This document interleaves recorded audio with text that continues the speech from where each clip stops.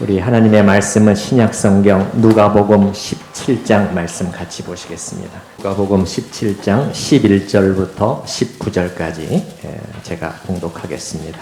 누가복음 17장 11절부터입니다. 예수께서 예루살렘으로 가실 때 사마리아와 갈릴리 사이로 지나가시다가 한 마을에 들어가시니 나병 환자 10명이 예수를 만나 멀리 서서 소리를 높여 이르되 예수 선생님이여 우리를 불쌍히 여기소서 하거늘 보시고 이르시되 가서 제사장들에게 너희 몸을 보이라 하셨더니 그들이 가다가 깨끗함을 받은지라. 그 중에 한 사람이 자기가 나은 것을 보고 큰 소리로 하나님께 영광을 돌리며 돌아와 예수의 발 아래에 엎드려 감사하니 그는 사마리아 사람이라.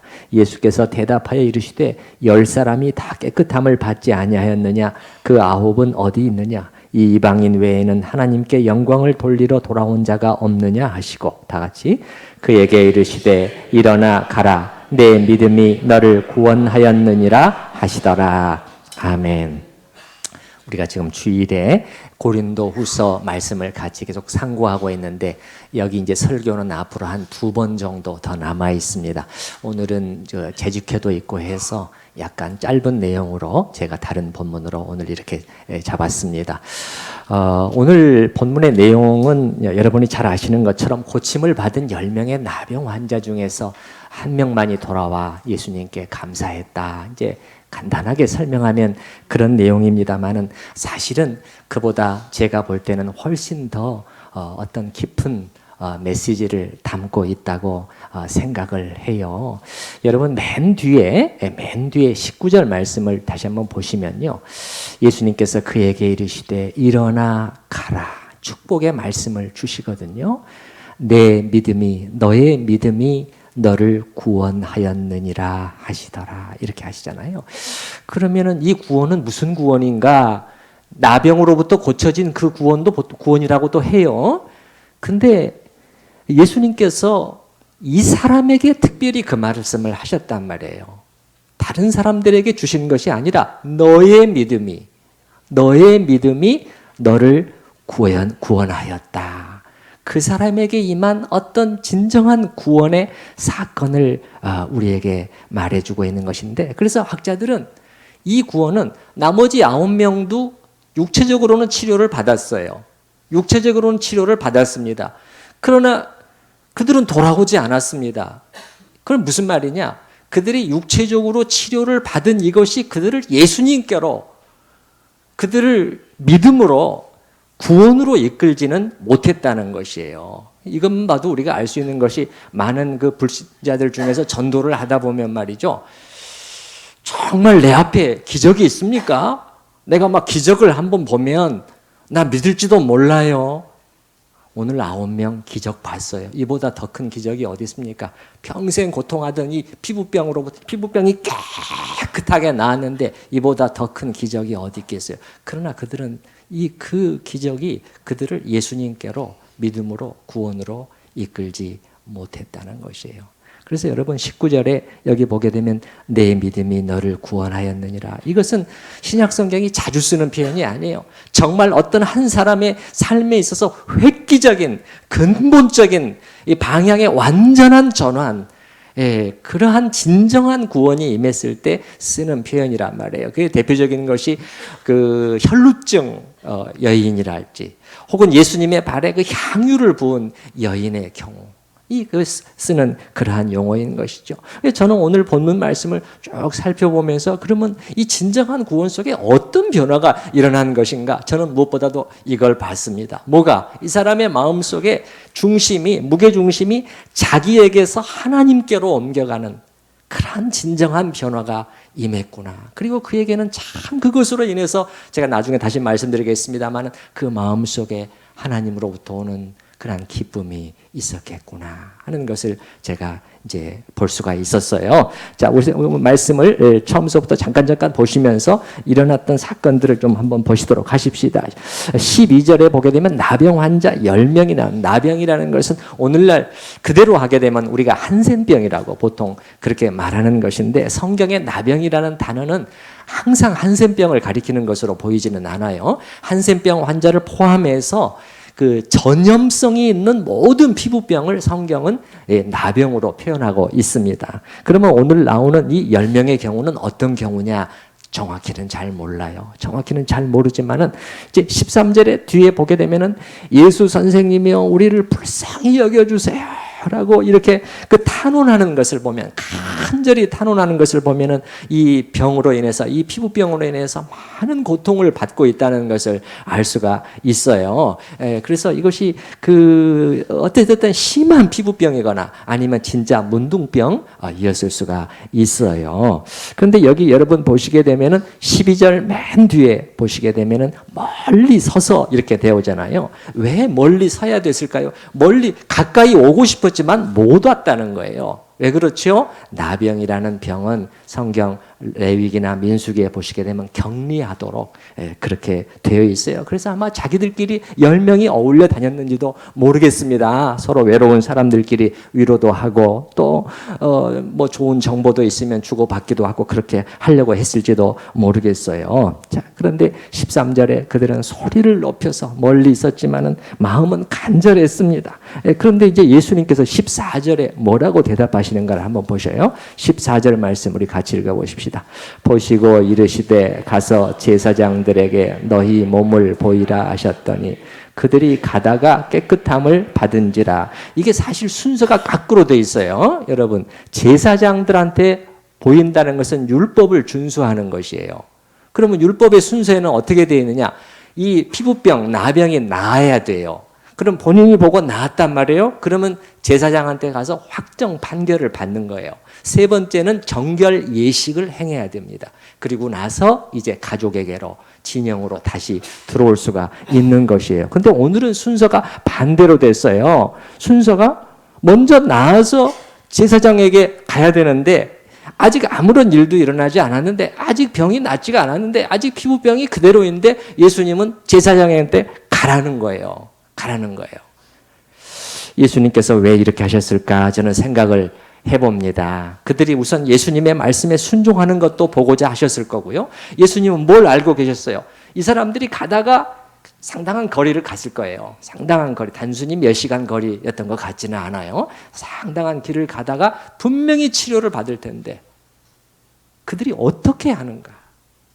그것을 테스트하려고 하시는 그러한 의도가 있었던 것 같아요. 그래서 15절에 이제 그 반응이 나타났습니다. 15절에 보면 그 중에 한 사람이 자기가 나은 것을 보고 큰 소리로 하나님께 영광을 돌리면서 돌아왔다. 이렇게 되어 있죠. 그러면서 예수님께 감사를 표했다는 거예요. 우리가 이 본문을 보면은 언뜻 보면서 이 사람은 참 예의 바른 사람이구나. 감사를 표할 줄 아는. 보통 사람들 중에는 뭐 예의를 잘 차리는 소위 인사성이 바른 사람들이 있습니다. 그러나 본문의 표현을 잘 보셔야 된다는 거예요. 15절에 이 중요한 표현은 뭐냐면 돌아와서 그 하나님께 영광을 돌렸다는 거예요.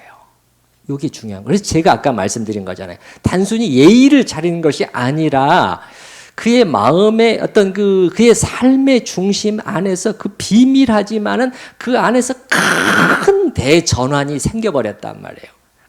큰 대전환. 이게 진정한 구원인 것이죠.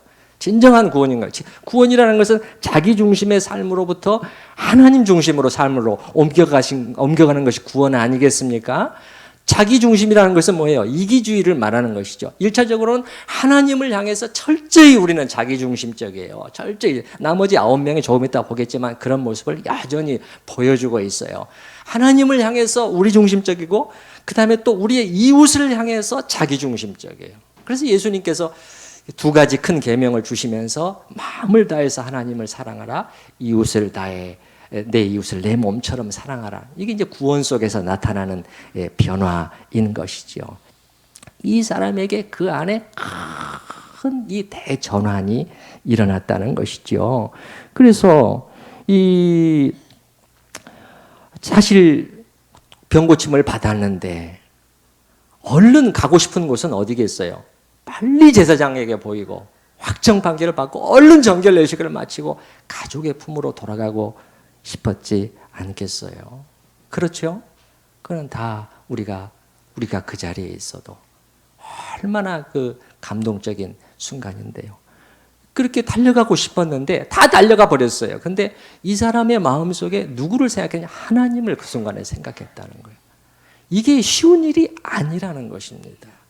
제가 방금 말씀드렸지만 우리는 철저히 자기 중심적이기 때문에 하나님을 생각할 것 같지만은 하나님께 관심이 별로 없어요. 하나님의 영광에 대해서 별로 그 마음에 염려가 없어요. 하나님이 영광을 받으셔야 된다는 그러한 간절함이 별로 없어요. 예. 병 고침을 받을 때, 문제가 힘들 때, 정말 인간의 힘으로 어떻게 할 수 없는 이 절박한 상황 속에서는 부르짖고 또 부르짖고 매달리고 하지만 그 문제가 해결되는 순간에 하나님을 생각할 것 같지만 많이 잊어버려요. 많이 잊어버립니다. 이 9명이 그런 상황이었다는 거예요. 그들은 이 13절에는 그때는 소리를 높였어요. 도와주세요. 살려주세요. 간절했어요. 진실했습니다. 그러나 구원을, 이 치료를 받은 다음에 하나님은 까맣게 잊어버려요. 또 생각이 났을 수도 있어요. 하나님 좀 감사하구나. 근데 거기서 그쳐버렸어요. 그 다음에 자기 길을 가는 것이에요. 이 하나님은 그렇게 중요한 분이 아닌 것이죠. 근데 이 사람은요, 목적이 분명했다는 거예요. 목적이 15절에 큰 소리로 하나님께 어떻게? 영광을 돌렸다는 거예요. 여기 18절에도 예수님이 다시 이걸 확인시켜 주십니다. 18절에 보시게 되면 이 이방인 외에는 뭐하러? 하나님께 영광을 돌리려고 돌아왔다는 거예요. 그는 그냥 예의 바른 사람이 아니었어요. 그냥 인사성으로 온 게 아니었어요. 그의 마음속에서는 하나님이 하셨구나. 그리고 거기까지만 또 끝날 수도 있는데 그게 아니라 이거를 하나님께 영광을 돌려야 돼. 영광을 돌려야 돼. 하나님은 나의 이 은혜를 베푸신 하나님께 어떻게 해서든지 나는 가만히 있으면 안 된다 하는 그런 지금 삶의 자세를 보이고 있거든요. 큰 진정한 구원, 변화가 일어났기 때문인 것이지요. 그래서 그는 그 길을 다시 돌아오게 되는 것이죠. 얼마나 길을 돌아왔는지는 잘 몰라요. 그러나 몇 시간 금방 돌아올 수 있는 길은 아니었다고 생각을 해요. 여기 17장 11절에 보게 되면 이 장소가 어디냐면은 사마리아와 갈릴리 사이예요. 상당히 좀 위쪽입니다. 예루살렘에서 좀 떨어져 있지요. 그래서 제사장에게 갈 때 누구에게 가야 되느냐 생각을 했을 때 유대인 같으면 아마 예루살렘으로 향했을 것이고, 그 다음에 사마리아인 같으면 그리심산에 있는 대제사장에게로 갔을 것이다, 향했을 것이다. 이제 그렇게 말하는 학자들도 있는데 어찌됐든 그냥 금방 돌아올 수 있는 거리는 아니었던 거. 그럴 것 같으면 나머지 9명도 돌아오지 않았겠어요? 돌아가기엔 너무나 먼 거리예요. 그리고 마음은 지금 나고 우리 가족이에요. 그런데 이 사람은 굳이 돌아왔다는 거예요. 그의 마음속에 하나님께 생각이 미쳤다는 거예요. 하나님께 영광을 돌렸다. 더군다나 성경에 보게 되면 그 사람이 이거를 입으로 표현했다고 나와요. 입으로 표현했다는 거예요. 15절을 여러분이 한번 보시기 바랍니다. 그 중에 한 사람이 자기가 낳은 것을 보고 어떤 소리로? 큰 소리를 질렀다는, 큰 소리로 하나님께 영광을 돌렸다는 거예요. 어떻게 했다는 말일까요? 잘 모르겠어요. 정확히는 몰라요. 그러나 한 가지 확실한 것은 뭐냐면 그가 사람들을 향해서 이걸 표현했다는 거예요. 사람들을 향해서. 그것도 작은 소리가 아니라 큰 소리로 들으시오 온 세상을 향해서 이게 외쳤다는 거예요. 꼭 그렇게 하지 않아도 사실 되었지요. 마음속으로만 품고 있어도 이렇게 절했으면 되니까요.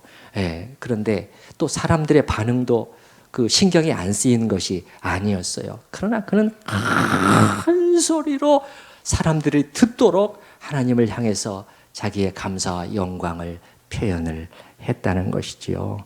왜 그렇죠, 여러분? 여러분, 이건 하나님께서 영광을 받으셨을까요? 안 받으셨을까요? 받으셨을까요? 안 받으셨을까요? 받으셨잖아요. 예수님께서 저기 18절에서 이 한 사람이 하나님께 영광을 돌렸구나. 그것도 뭐냐면 여기 18절을 보십시오, 여러분. 18절 보시게 되면 이 이방인 외에는 이방인이었다. 이방인. 여기 16절에 보게 되면은 그는 무슨 사람이라? 사마리아 사람이라. 나머지 9명은 그러면 다 유대인이었을까? 잘 몰라요. 본문이 정확히 말하지 않으니. 그러니까 그럴 가능성을 대단히 높게 추정을 해요. 왜냐하면 그가 사마리아 사람, 이방인, 외국인이었다고 하는 것을 계속해서 강조하는 것으로 봐서 말이죠. 더군다나 그런 사람인데 가장 기대할 것이 적었던 사람에게서 가장 하나님께 그가 영광을 돌렸다고 예수님께서 말씀을 하시는 것이죠. 오늘 예수님 말씀 떠오르잖아요. 어떻게 해요? 건강한 자에게는 의원이 필요하다, 필요치 않다? 필요치 않다. 병든 자라야. 이 사마리아 사람, 이렇게 유대인들이 경멸하고 무시했던 그에게 구원이 임하자. 얼마나 다른 모습을 보여요. 9명은 유대인이었을 수가 있는데 적어도 대다수는 유대인이었는데 하나님의 본 백성들은 어디 갔느냐는 거예요. 본 백성은 어디 갔느냐. 예수님께서 17절에 말씀하시잖아요. 10사람이 다 깨끗함을 받지 않았냐. 그게 사실이지 않냐. 그들이 다 은혜를 받지 않았냐. 그 9은 어디 간 것이냐. 그 말은 예수님께서 몰라서 물어보시는 거예요? 어디 있느냐고 장소를 물어보시는 게 아니잖아요. 창세기에 있는 것처럼 아담아 내가 어디 있느냐. 그 말은 무슨 말이에요? 내가 지금 있어야 할 자리에 있지 않지 않느냐. 하나님께서 말씀하신 것처럼 그 9이 여기 있어야 되는데 그들의 마음이 이제 자기 중심으로부터 하나님 중심으로 하나님께서 존귀를 받으셔야 돼. 나 같은 이 비천한 사람을 통해서 내 입술의 이 표현을 통해서 하나님의 높임을 받으셔야 돼. 사람들이 그렇게 말하면 나를 좀 무시할 수도 있고 좀 어떻게 비웃을지도 모르겠지만은 그게 중요하지 않아. 하나님께서는 나의 자존심과 체면보다도 하나님이 높아지시는 게 더 중요하지. 이렇게 하면서 큰 소리로 외쳤다. 이렇게 큰 소리로. 우리는 어떻습니까? 우리는 구원을 받은 자로서 사실 병으로 치면은 가장 큰 질병으로부터 고침을 받은 것 아닙니까? 네, 그렇죠. 그러나 우리는 예배의 자리에서 소리내어 아멘 표현하는 이 하나도 쑥스럽죠? 쑥스러우시죠? 대답을 안 하시네요. 쑥스러워한단 말이에요. 여러분 기억하십시다. 하나님은 우리가 표현할 때 더 큰 영광을 받으십니다. 자, 16절에 예수의 발 아래에 엎드려 감사하니. 감사의 예를 표현하는데 이렇게까지 바닥에 엎드려서 그 예를 표현하는 것은 이스라엘의 일반적인 모습은 아니었다고 합니다. 제단에서 예배를 드리는 제단 앞에 엎드리거나 아니면은 사람이라면 왕이나 그 정도란 말이에요. 근데 지금 이 사람이 이렇게 엎드렸다는 것은 뭐냐면은 예수님을 하나님이 보내신 그분으로 벌써 그가 믿었다는 것을 알 수가 있어요. 그래서 사마리아 사람, 그는 사마리아 사람이라. 성경이 왜 이렇게 16절 뒤에 누가가 말이죠. 요 문장을 왜 기록해 놨겠어요? 그는 사마리아 사람이라. 그는 사마리아 사람. 아까도 말씀드렸지만 건강한 자에게는 의사가 쓸데없는데 예수님 말씀처럼 나중된 자로서 먼저 되고 먼저 된 자로서 나중될 자가 많으니라.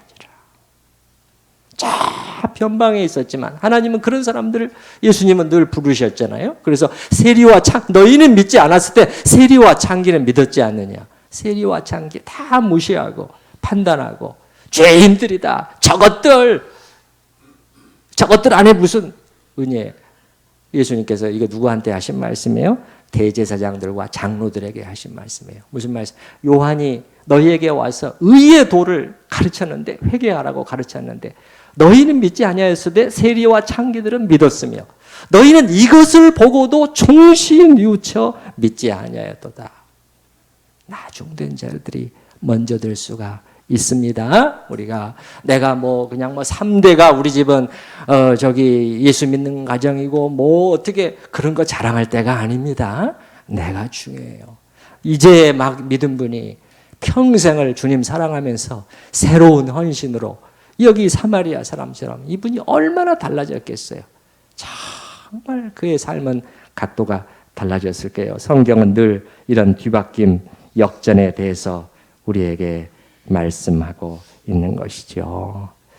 18절 말씀 같이 읽어보십시다. 이 이방인 외에는 하나님께 영광을 돌리러 돌아온 자가 없느냐 하시고, 예수님의 마음속에도 이게 중요했다는 것이죠.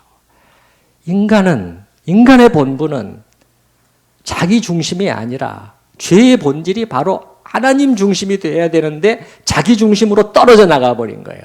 이게 죄의 본질이에요. 이게 죄의 본질입니다.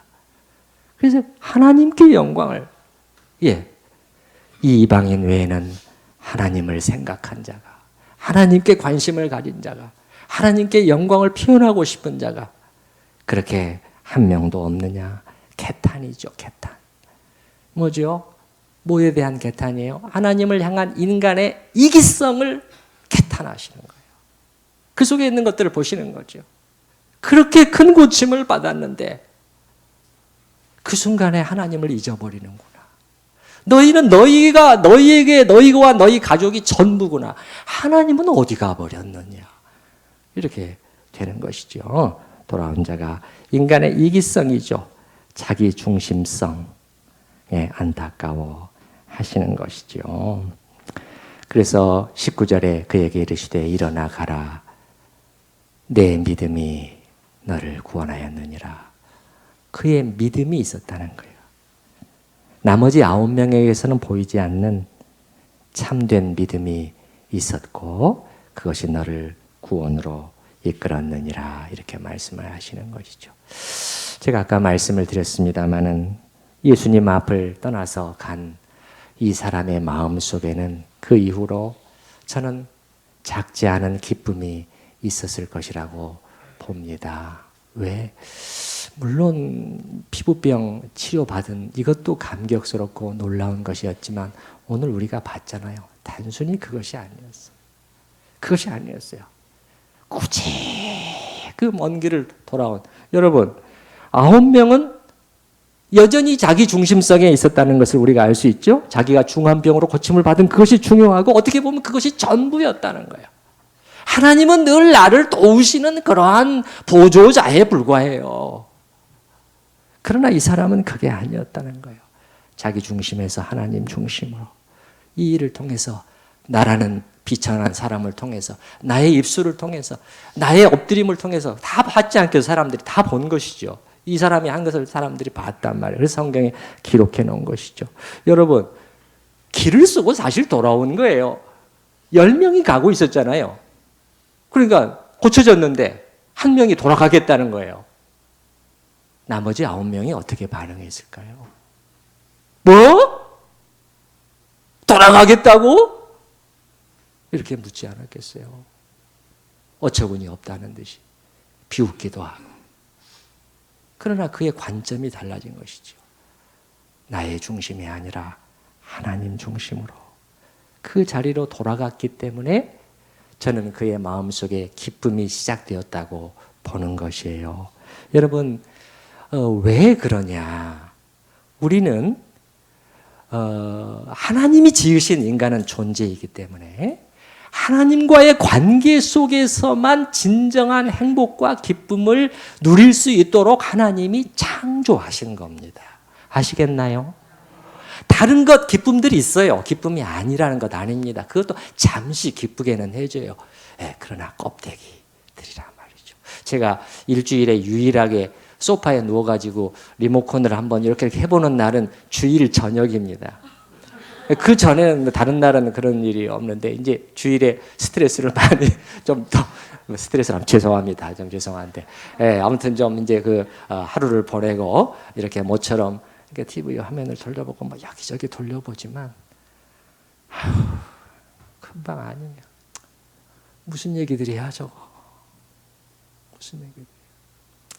하나님과의 관계성 속에서 우리 영혼은 진정한 평안과 위로와 안식을 얻게 되는 그게 하나님이 우리를 만드셨다는 거예요. 여러분, 그것은 무슨 말이냐? 우리도 마찬가지라는 거예요. 이 사마리아 나병 환자가 그랬던 것처럼 하나님을 그가 생각했던 것처럼 나도 중요하지만 나보다 더 중요한 분은 하나님이지. 나의 삶을 통해서 어떻게 하나님을 영광을 돌려드려야 되지? 그렇게 그가 철저한 자기 중심성에서 완전히 이쪽으로 무게중심을 바꾸었을 때 그때 기쁨이 올 수밖에 없단 말이에요. 왜냐하면 하나님이 그렇게 만드셨기 때문에. 진정한 치유와 회복과 기쁨은 오직 그때 옵니다. 그렇지 않고 여러분, 우리가 예수를 믿었지만 다시 옛 생활로 돌아가가지고 여전히 내 중심 속에 있잖아요. 내 중심 속에 있으면 어떤 일들이 이어집니까? 우리는 쉽게 자기 연민에 빠지게 되어 있어요. 내가 내 안에 갇혀 있기 때문에 자기 연민에 빠지게 됩니다. 왜 그렇죠? 삶이 쉽지가 않기 때문에 그러는 것이죠. 그래서 그 속에서 아픔을 겪고 힘든 거, 관계나 여러 가지 재정적인 거나 그런 걸 겪을 때마다 우리는 이제 자기 동정으로 빠지게 됐단 말이에요. 왜냐하면 내가 나에게 갇혀 있기 때문에. 그래서 나는 힘들어, 억울해, 불공평해. 이렇게 하면서 그것으로 인해서 오는 결과들은 뭐예요? 우울한 마음이에요. 우울한 것을 피할 수가 없어요. 그렇게 되면. 아시겠습니까? 네. 우리 대부분은 크든 작든 이런 우울감에 시달리고 있는 것이죠. 시달리고 있는 거예요. 그런데요. 이 사람이 그 관점을 바꿨던 것처럼 우리도 이 바른 자리로 딱 돌아가게 될 때 무게중심이 다시 한번 착 한번 옮겨보는 거예요. 하나님 말씀이 그렇게 하셨으니까는 내가 한번 바꿔봐야지. 우리는 구원받은 성령의 내주하시는 자들이기 때문에 그게 가능해요. 그렇게 해서 갑자기 관점이 바뀌게 되는 거예요. 그렇게 되면 생각이 싹 바뀝니다. 오히려 그동안 이제 마음이 어떻게 바뀌느냐? 그동안은 불공평해. 이렇게 말하자면 세상 근심, 세상 슬픔이죠. 지난주에 말씀드린. 근데 이제는 오히려 내가 하나님과의 관계 속에서 이것도 물론 성령님이 보여주셔야 되는 것이지만 그러나 이것을 우리가 추구하고 기도해야지 성령님이 또 보여주시는 거예요. 아예 관심도 없고 그냥 나 중심으로 9명처럼 그냥 가게 되면은 그냥 그 인생이 그대로 끝나는 거예요. 하나님께 은혜를 구해야 되겠지만 이 눈이 열려서 오히려 그동안에 자기를 쫙 돌아보는데 이 아마 나병 환자가 그것을 느꼈을 것 같아요. 얼마나 철저히 내중심적으로 하나님과의 관계 속에서 이렇게 이기적으로 내가 살 수 있단 말인가. 난 돌아가야 돼. 길을 쓰고 말해야 돼. 외쳐야 돼. 하나님은 나를 통해서 영광과 높임을 받으셔야 돼. 그렇게 되지 않으면은 이제 그런 속에서 나의 이기적인 자세가 확 다 보이는 것이죠. 하나님께 그러면 죄송한 마음이 들기 시작해요. 무슨 마음? 죄송한 마음이 든다니까요. 진짜입니다. 진짜요. 마음속으로 진실하게 주님 죄송합니다. 이라고 한마디를 고백하는데 벌써 가슴 속에 치유가 시작이 돼요. 무슨 말인지 아시겠습니까? 여러분, 우리의 이런 것들을 치료하는 것은 물론 약물이나 여러 가지 도움을 받는 거 다 필요 없는 것은 아니에요. 그러나 진정한 치유는 하나님과의 관계 속에서 오는 것은 또한 사실입니다. 그래서 주님, 제가 이랬군요. 저에 갇혀 살았군요. 철저히 저중심적이었군요. 그렇게 할 때 이 고백을 하는데 이게 뭐랑 똑같은 거예요? 지난번에 고린도후서 7장 하나님의 뜻대로 하는 근심, 슬픔에 해당이 되는 것이죠. 그렇게 했는데 치유가 시작되면서 나에게는 올 수 없으리라고 생각했던 기쁨이 내 삶이 이렇게 일그러져 버리고 이렇게 침체되어 있는데 내가 과연 웃을 수 있을까? 그렇게 생각했는데 그 속에 기쁨이 저 속에서 이렇게 피어오른단 말이에요. 피어오른단 말이에요. 이제 자기 연민과 동정은 물러가고 하나님께 관심이 가기 시작해요. 하나님을 높여야지. 하나님께 영광을 돌려드려야 되지. 새로운 다짐이 생기는 것이죠. 저는 이것이 은혜라고 생각해요. 진정한 은혜입니다. 아무리 생각해도 저는 고민이 가끔 많아요.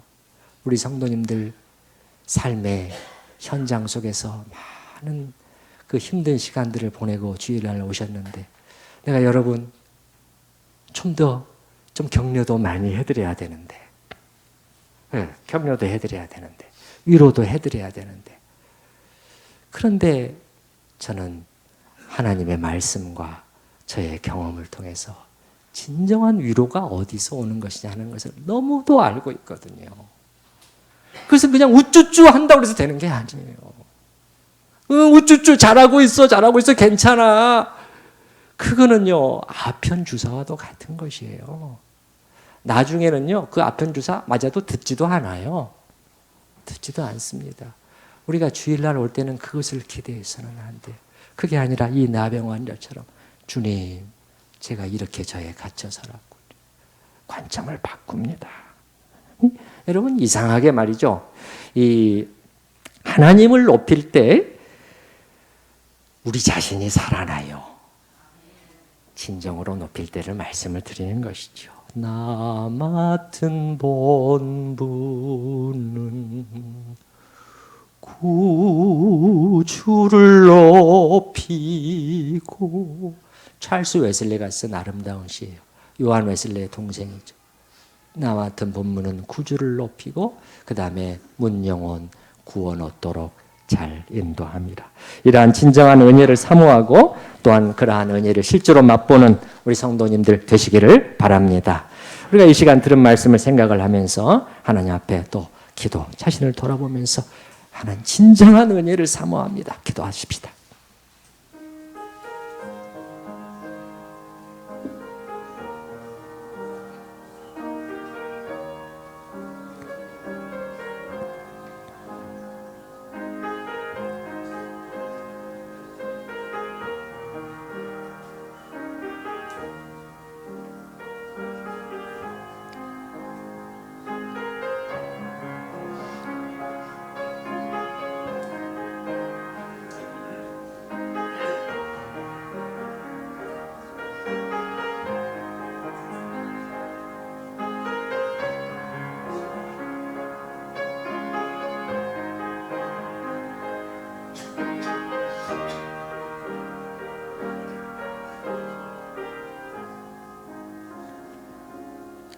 하나님 아버지, 저희가 은혜를 사모하되 진정한 은혜를 받기를 원합니다.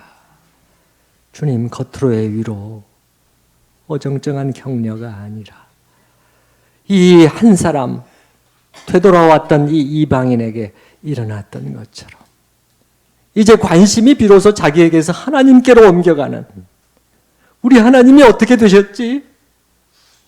라는 그러한 무게중심의 변화가 일어날 수 있도록 도와주시옵소서. 주여 기도하오니 저희 중심, 저희 안에 갇혀있는 이것으로부터 주님 저희를 건져주시옵소서. 그 상태에 갇혀있어서 계속해서 자기 연민과 우울 속으로 계속해서 함몰되어가는 그러한 삶으로부터 주여 막아주시고 중지시켜 주시고 다시금 위로 기가 막힌 웅덩이와 수렁에서 끌어올리시는 구원의 체험, 은혜의 체험, 새로워지는 체험이 있을 수 있도록 주여 우리의 무게중심을 옮겨 주시옵소서. 예수님의 이름으로 기도드립니다. 아멘. 우리 찬송가, 우리 조금 전에 제가 말씀드린 595장, 나 맡은 본분은 595장 같이 찬양하십시다.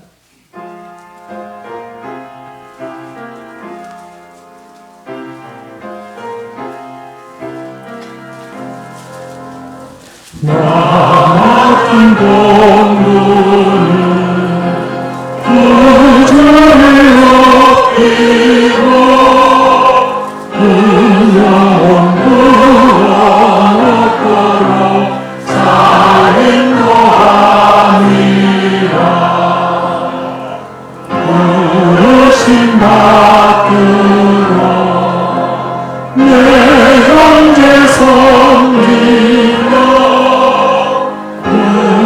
주의